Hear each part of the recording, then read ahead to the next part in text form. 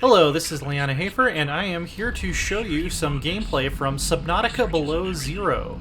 It is the sequel to one of my favorite survival exploration games ever, and one of the big differences with this one is that you're actually this named character named Robin, who's fully voiced and actually has like her own voice logs that you unlock as things go along. Compared to the first Subnautica, where you were just kind of a nameless corporate drone who ended up on this planet kind of by accident. I believe it's the same planet as the first game, but we're at the polar region as opposed to the first Subnautica, which was a little bit more tropical, so we're going to see a little bit of a different environment. It's very cold,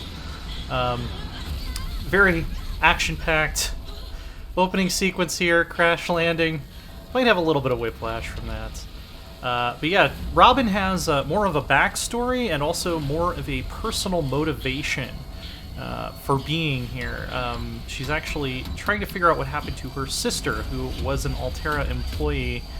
So you're going to be kind of, at least as far as I've gotten so far, mostly following those breadcrumbs of trying to figure out what happened to her sister. So we're crashed here on this snowy area. I would recommend that you run around and scavenge the crash site, because there's enough resources here to kind of keep you going for quite a while you're figuring out what to do.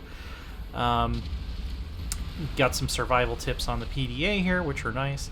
So we're up on like some kind of like an island or a glacier or something. One thing about Below Zero compared to the original Subnautica that's a little different is you're going to be spending more time on land. It's not a ton. I talked to the developers about it, actually, and they said it's about 10% of the game. They wanted to stress that it was still, the underwater gameplay is still the focus of Subnautica.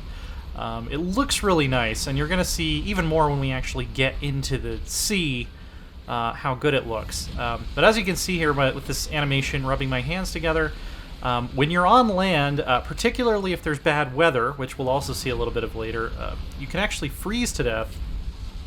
And so you'll either need to get in the water, because in the water you can drown, but you can't freeze. So it's kind of a pick your poison thing. Or you can go to those, those big flowers, which actually emanate heat during the day. They close up at night, so you have to be careful going on land at night. And there's a couple other ways you can stay warm. I won't spoil all of them, but there's a progression of technology, much like there was in the original Subnautica. Some of it's familiar stuff, some of it's a little bit different. One thing I won't show in this video, but that is pretty cool, is that they've replaced the sea moth with the sea truck, which actually it's a submarine. It doesn't have wheels on it. It still floats in around in 3 dimensions, but you can attach modules to the back of it, like storage and crafting station. I don't think Altera spotted me. I hid from their satellite. The drop pod deployed with Dustin. Just have to find it and get settled. Then I'll be... So as you can hear, Robin is she doesn't work for Altera. She doesn't particularly like Altera. You kind of discover in the early part of the game that she was never a big fan of Altera. She didn't like that her sister was working for Altera, which there's sort of, even in the first game, the stereotypical heartless space corporation, so that's kind of understandable. But yeah, underwater, some things look familiar, some things don't. There's a lot of like reused and recolored models, but there's a lot of new stuff too.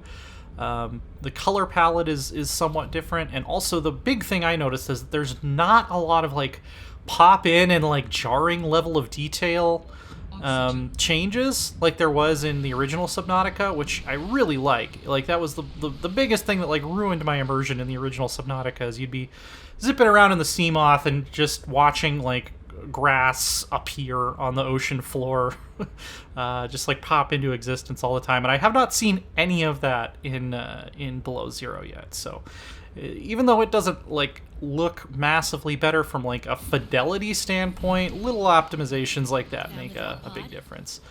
Crafting system is pretty much the same. They really haven't gone out of their way to fix what wasn't broken about the original Subnautica. It still plays mostly the same. There's a lot of little things that have changed. They've added a new gadget that like lets you scan for specific minerals, which is really nice too. I remember having to spend hours and hours like looking for lithium or something in the original game. Like, where the hell is all the lithium? So they've made that a little bit easier. You can still do the scanning room once you get your base up and running too. And there's a few new technologies. There are some old ones Well, that didn't I guess I make might the as well jump gather some from the tools and original. resources before starting my search. Hope that radio tower's as easy to spot as it is. So Robin's going to kind of comment on what's going on at certain story milestones, which makes the game feel a little bit less lonely. But you kind of get an idea of her personality. The voice acting's really good. The writing is good. Much like the first game, there's more of it. So I've been enjoying it so far. I'm really not that far in the story. I've barely barely scratched the surface. If it's as big as the original Subnautica was, especially. We've got these penguins here, which are some of the amphibious creatures you can find. I don't know if these parents are gonna like that I'm just running around with their baby, but I'll take him for a little swim, and then he's gonna, he doesn't like that. He's gonna escape from us and go back up there. Their whole heads open up and they have like a bunch of teeth inside, so they might not be entirely innocuous. I've been trying not to mess with them too much. They won't mess with you, but it seems like it's a best idea not to mess with them. For more on Subnautica, keep it right here on IGN.